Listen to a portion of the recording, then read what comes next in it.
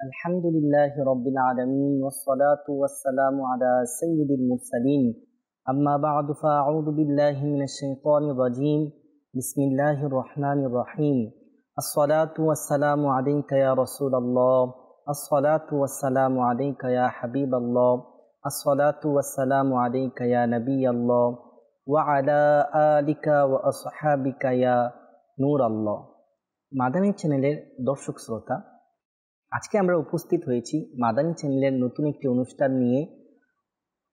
অনুষ্ঠানের নাম হচ্ছে প্রশ্ন জিজ্ঞাসা। এই অনুষ্ঠানের মাধ্যমে আমরা জানতে পারবো যে প্রশ্ন কে কিভাবে করেছে। রাসূল সাল্লাল্লাহু আলাইহি সাল্লামের নিকট সাহাবায়ে কেরাম আলাইহিমুর রিদওয়ান কি প্রশ্ন করেছেন এবং আল্লাহ রাসূল সাল্লাল্লাহু আলাইহি সাল্লাম সাহাবীদেরকে কি প্রশ্ন করেছেন, কি জিজ্ঞাসা করেছেন। এমনিভাবে আল্লাহ তাবারক ওয়া তাআলার দরবারে রাসূল সাল্লাল্লাহু আলাইহি সাল্লাম কি প্রশ্ন করেছেন, এমনিভাবে বিভিন্ন আম্বিয়া কিরাম আলাইহিমুস সালাম এর উম্মতরা নবীদের কাছে কি প্রশ্ন করতেন এবং সেই নবীরা আল্লাহ তাআলার দরবারে কি প্রশ্ন করতেন, সেই সমস্ত প্রশ্নগুলো আজকের সেখান থেকে কিছু অংশ আমরা এই অনুষ্ঠানের মধ্যে শামিল করার চেষ্টা করব। আমরা এও শামিল করব রাসূল সাল্লাল্লাহু আলাইহি সাল্লামের দরবারের মধ্যে ইহুদিরা বরঞ্চ প্রত্যেক সাহাবায়ে কেরাম সাহাবিয়াত আলাইহিমুর রিদওয়ান, সমস্ত সাহাবী এবং সাহাবিয়াত আলাইহিমুর রিদওয়ান কি প্রশ্ন করতেন। প্রিয় ইসলামী ভাইরা, প্রশ্ন করার অনেক গুরুত্ব রয়েছে এবং বলা হয়ে থাকে আল ইলমু বাবুন মুকফালুন মিফতাহুল মাসআলাতু, অর্থাৎ ইলম একটি বন্ধ দরজা আর সেই বন্ধ দরজার চাবি হচ্ছে প্রশ্ন করা। যেমনিভাবে তালা চাবি ছাড়া খোলা যায় না, তেমনিভাবে ইলম অর্জন করা, ইলম অন্বেষণ করা প্রশ্ন ছাড়া অর্জিত হয় না। প্রশ্ন করার গুরুত্ব এও বোঝা যায়, প্রশ্ন করার ফায়দা শুধু প্রশ্নকারীরই হয় না, বরং তা থেকে অসংখ্য মানুষেরও উপকার লাভ করে। যেমন হাজারের উপস্থিতিতে প্রশ্ন করা হাজারের উপকার হয়ে থাকে। কখনো একজন মানুষের করা প্রশ্ন শতাব্দী ধরে মানুষকে পথ দেখায়। যেমনিভাবে সাহাবায়ে কেরাম আলাইহিমুর রিদওয়ানের রাসূল সাল্লাল্লাহু আলাইহি সাল্লামকে করা প্রশ্ন আজও আমাদের জন্য পথ প্রদর্শক। মনে রাখবেন, অজ্ঞতা এটি একটি রোগ। হাদিসে কারিমার মধ্যে রয়েছে আন্নাল জাহালা দাওয়াউন শিফাউহু সাওয়াল, অর্থাৎ অজ্ঞতা এটি একটি রোগ এবং তার প্রতিকার, তার শিফা হচ্ছে প্রশ্ন করা। জ্ঞান অর্জন করার জন্য প্রশ্ন এর অনেক গুরুত্ব রয়েছে। এর মাধ্যমে অজ্ঞতা থেকে মুক্তি পাওয়া যায়।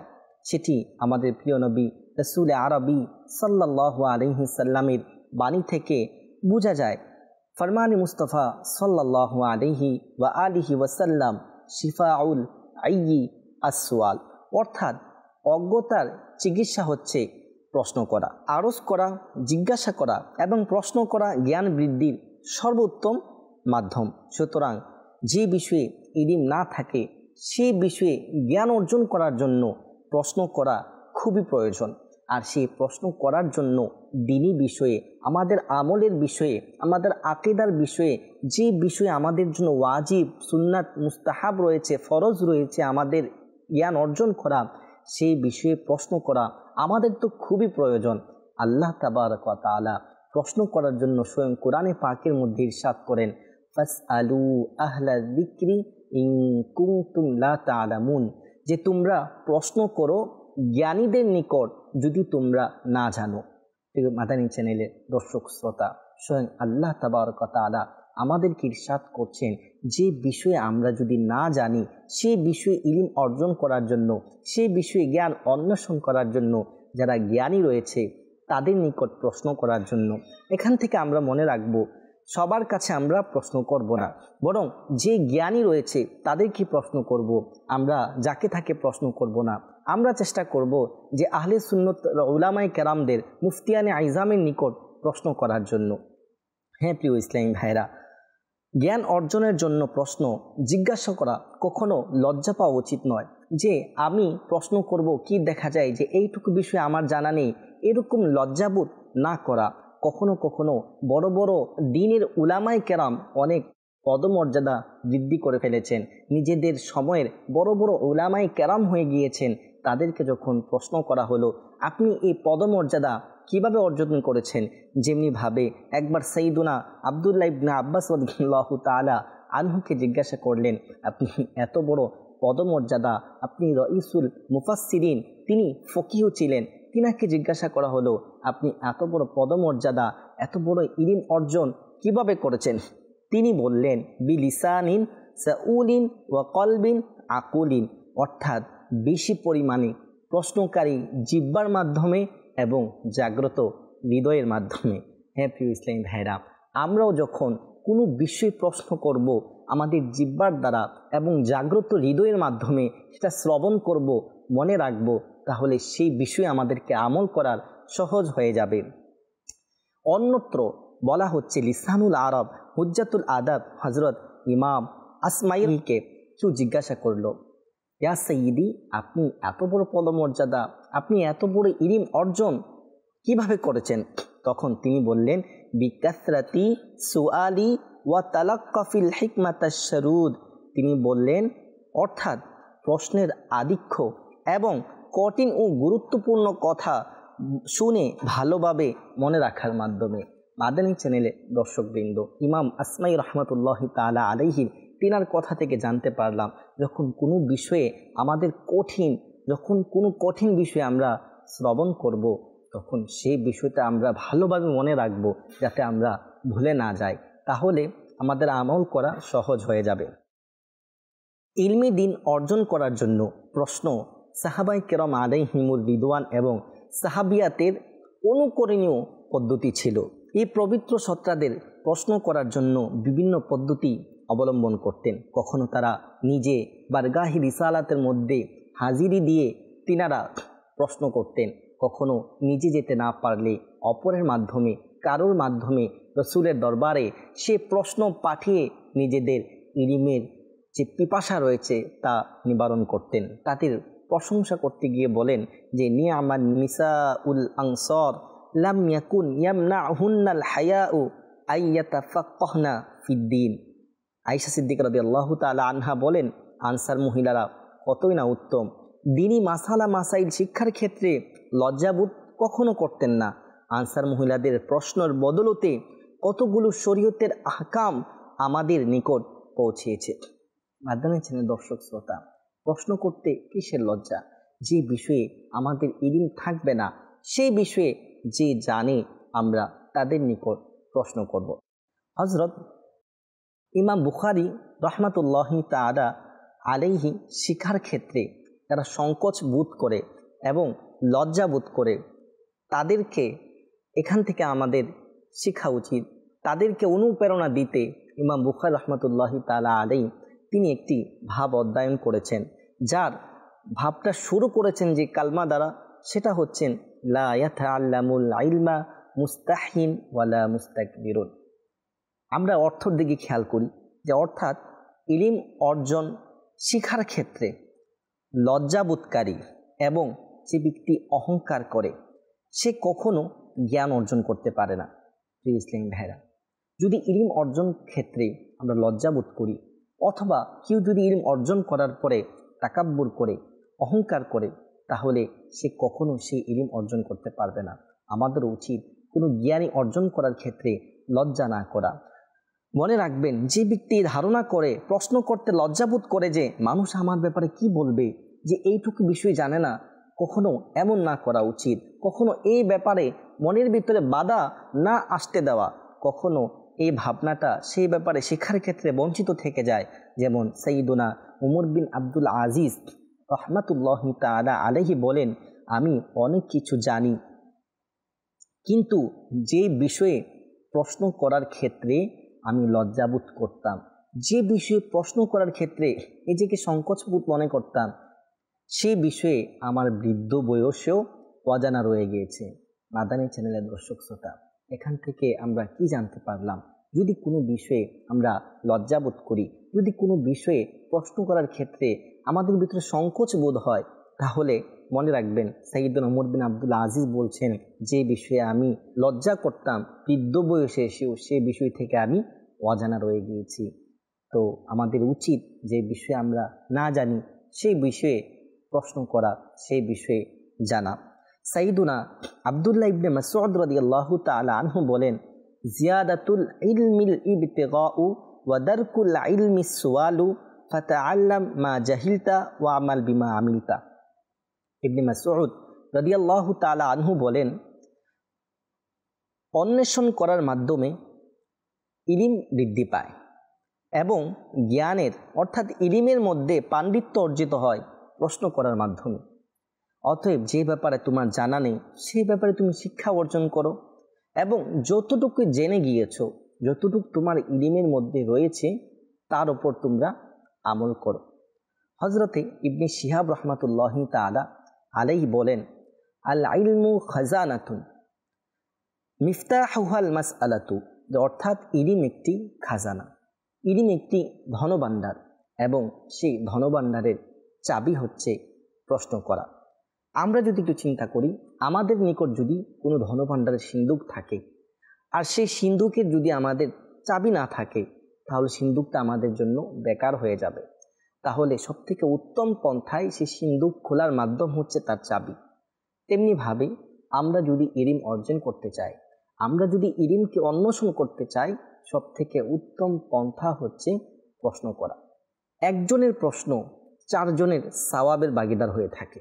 যেমনিভাবে মুসলমানদের চতুর্থ খলিফা হযরতে আলী উল মুরতাদা কাররামাল্লাহু তাআলা ওয়াজহাহুল কারীম থেকে বর্ণিত, তিনি বলেন, আল ইলমু খাজাইনু ওয়া মিফতাহুহু সুয়াল, ইলম হচ্ছে একটি খাজানা এবং তার চাবি হচ্ছে প্রশ্ন করা।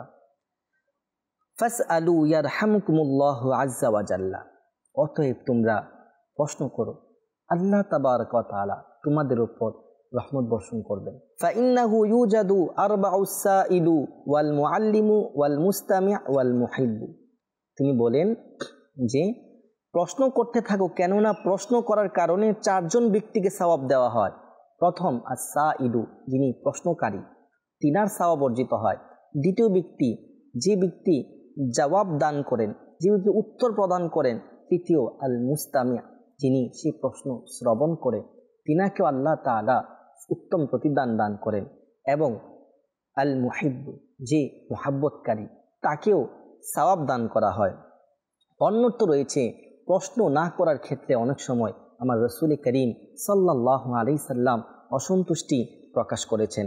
আমরা একটি ঘটনা শ্রবণ করি। প্রশ্নকারীকে রাসূল সাল্লাল্লাহু আলাইহি সাল্লাম অনেক ভালোবাসতেন, আর প্রশ্ন না করার ক্ষেত্রে অনেক সময় রাসূল সাল্লাল্লাহু আলাইহি সাল্লাম অসন্তুষ্টি তিনি জাহির করতেন, তিনি অনেক অসন্তুষ্টি হতেন। একটি হাদিস পেশ করছি। হযরত সাইয়্যিদুনা জাবির রাদিয়াল্লাহু তাআলা আনহু বলেন, আমরা একটি সফরে যাচ্ছিলাম, তখন আমাদের সফরের মধ্য থেকে একজন ব্যক্তি মাথার মধ্যে পাথরের আঘাত লেগে সে আহত হয়, যার কারণে মাথা ক্ষত হয়ে গিয়েছে, রক্তক্ষরণ হয়েছে। তো সেখানে তিনি পট্টি বাঁধলেন, ব্যান্ডেজ করলেন। তো যখন আমাদের কাফেলা কোথাও থামলো, তখন তিনার গোসলের প্রয়োজন হয়ে গেল। যে গোসলের প্রয়োজন যখন হলো, তখন আমাদের কাছে যখন এসে প্রশ্ন করলো যে আমার মাথায় তো আঘাত পেয়েছে, এখানে পট্টি বাঁধা, ব্যান্ডেজ করা, তো আমার জন্য এখন মাসালা কি, যে আমি সেখানে গোসল করব কিনা। তো তিনারা উত্তর দিলেন যে কোরআনে পাকের মধ্যে তো রয়েছেন, ফালাম তাজিদু মা আন ফাতায়াম্মামু, যদি তোমরা পানি না পাও অতঃপর তোমরা তায়াম্মুম করো। কিন্তু এখানে তো পানি উপস্থিত রয়েছে। তো যেহেতু পানি রয়েছে, তিনারা এটা ভাবলেন না, পানি তো রয়েছে, কিন্তু যে ব্যক্তি ব্যবহার করবে তিনি তো সেটার উপর কুদরত রাখেন না, সেটার সামর্থ্য রাখেন না তিনি এখন। তো তিনি বললেন, না, পানি যেহেতু নেই, তোমার গোসল করতে হবে। তখন সেই ব্যক্তি গোসল করতে গিয়ে সেই ব্যক্তি ইন্তেকাল করলেন। যখন রাসূলুল্লাহ সাল্লাল্লাহু আলাইহি সাল্লামের কাছে তার ব্যাপারে বলা হলো, সেই ব্যক্তি গোসল করতে গিয়ে সে ব্যক্তি ইন্তেকাল করেছেন, রাসূল সাল্লাল্লাহু আলাইহি সাল্লাম বলেছেন তাকে তোমরা মেরে ফেলেছো। রাসূল সাল্লাল্লাহু আলাইহি সাল্লাম অসন্তুষ্টি প্রকাশ করেছেন এবং বললেন, তোমরা যে বিষয় জানতে না সে বিষয় কেন তোমরা প্রশ্ন করলেন না। নবী করিম রউফুর রহিম সাল্লাল্লাহু আলাইহি সাল্লামের অপর একটি বাণী রয়েছে, যে ব্যক্তি ফরজিয়াত ওয়াজিবাতের মধ্য থেকে যে ব্যক্তি এক কালিমা 2টা কালিমা অথবা 5টা কালিমা যদি মুখস্থ করে আল্লাহ তাআলা তাকে জান্নাতে প্রবেশ করিয়ে দিবেন। হযরত আবু হুরায়রা রাদিয়াল্লাহু তাআলা আনহু বললেন, যখন থেকে এটা আমি শ্রবণ করেছি, রাসূল সাল্লাল্লাহু আলাইহি সাল্লামকে ইরশাদ করতে শুনেছি, এরপর থেকে আমি আমার দায়িত্বকে আরও বাড়িয়ে নিয়েছি, আমি হাদিসকে আরও ভালোভাবে মুখস্থ করা শুরু করে দিয়েছি। হ্যাঁ প্রিয় ইসলাম ভাইরা, কখনো আমাদের যে বিষয়ে জানা না থাকে সেই বিষয় থেকে সংকোচবোধ লজ্জাবোধ না করে জানে তার নিকট প্রশ্ন করে সেই বিষয়ে জ্ঞান অর্জন করা আমাদের খুবই প্রয়োজন। মনে রাখবেন, যেমনিভাবে প্রশ্ন করার গুরুত্ব রয়েছে, প্রশ্ন করার উপকার রয়েছে, তেমনিভাবে অযথা প্রশ্ন করারও ক্ষতি রয়েছে। মনে রাখবেন, আমাদেরকে অযথা প্রশ্ন করার থেকেও বেঁচে থাকতে হবে। যে বিষয়ে আমাদের আমলের ক্ষেত্রে, আকীদার ক্ষেত্রে, ইসলামের ক্ষেত্রে আমাদের প্রয়োজন, সেই বিষয়ে আমাদেরকে না জানলে অবশ্যই প্রশ্ন করতে হবে। কিন্তু কিছু প্রশ্ন এমন রয়েছে যেগুলো অযথা প্রশ্ন, যেগুলো শরীয়তে আমাদেরকে অনুমতি দেয়নি। অনেক সময় দেখা যাচ্ছে মানুষ এমন প্রশ্ন, অযথা প্রশ্ন করতে গিয়ে নিজের আমল, নিজের আকীদাকে নষ্ট করে ফেলছে। মনে রাখবেন, আল্লাহর রাসূল সাল্লাল্লাহু আলাইহি সাল্লাম একটি হাদিস মুবারকার মধ্যে ইরশাদ করছেন, আল্লাহ তাবারক ওয়া তাআলা 3টি জিনিসকে অপছন্দ করেন। কোনো কথাকে ঘুরিয়ে ফিরিয়ে বলা, অপরটি বলা হচ্ছে মালকে নষ্ট করা, সম্পদ নষ্ট করা। 3য় নম্বরে বলেছেন অধিক পরিমাণে প্রশ্ন। আমরা অনেক সময় এমন ব্যাপারে প্রশ্ন করি যে দুনিয়ার মধ্যে মুরগি আগে এসেছে নাকি ডিম আগে এসেছে, এটা যদি আমি উত্তর দিই কোনো সওয়াব হবে না, যদি না দিই তাহলে কোনো আমার ক্ষতি হবে না। তাহলে এই প্রশ্নগুলো অনেক সময় প্রশ্ন করে থাকে। জিবরিল আমিন আলাইহিস সালাম রাসূলের দরবারে এসেছেন, এখন তিনি কি জোয়ান অবস্থায় এসেছেন নাকি বৃদ্ধ অবস্থায় এসেছেন, তিনি এখন কোথায় আছেন, এখন তিনি জোয়ান আছেন নাকি বৃদ্ধ হয়ে গিয়েছেন। তো এই সমস্ত প্রশ্নগুলো আমাদের না করা উচিত, কারণ যেটার মধ্যে আমাদের কোনো উপকার নেই।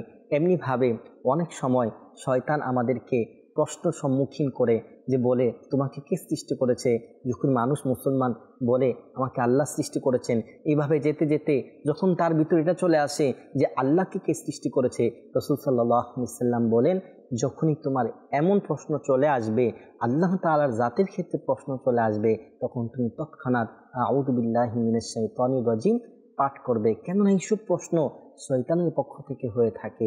কখনো কখনো এইসব প্রশ্নর উত্তর খুঁজতে গিয়ে, কখনো এইসব প্রশ্ন চিন্তা করতে গিয়ে আমাদের আকীদা, আমাদের ঈমান আমল বরবাদ হয়ে যেতে পারে। তো প্রশ্ন করব নিজের আমলের ক্ষেত্রে, প্রশ্ন করব নিজের ওয়াজিবাত ফরজিয়াতের ক্ষেত্রে, যে বিষয়ে আমাদের জানা না থাকে। কখনো অযথা প্রশ্ন করে, কখনো এমন অযথা প্রশ্ন যেটা আমলের বিপরীত, আকীদার বিপরীত, সেই প্রশ্নগুলো আমাদের না করা উচিত।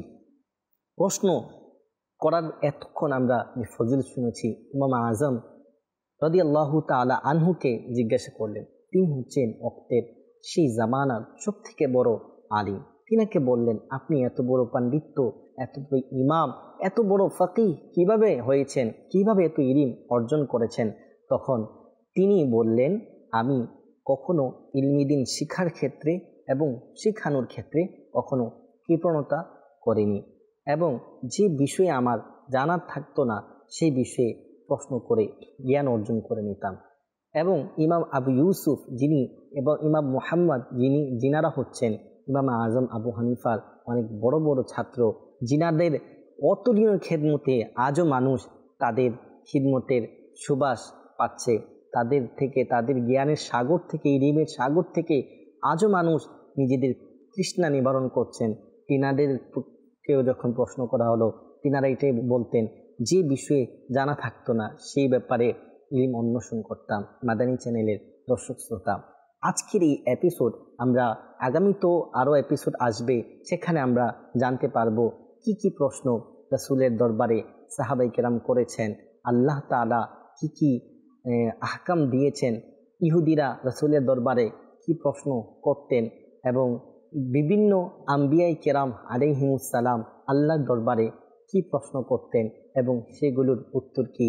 প্রত্যেকটি থেকে আমরা কিছু কিছু এই অনুষ্ঠানে শামিল করার চেষ্টা করব। সল্লু আলাল হাবিব সাল্লাল্লাহু তাআলা আলা মুহাম্মদ সাল্লাল্লাহু আলাইহি ওয়া আলিহি ওয়াসাল্লাম।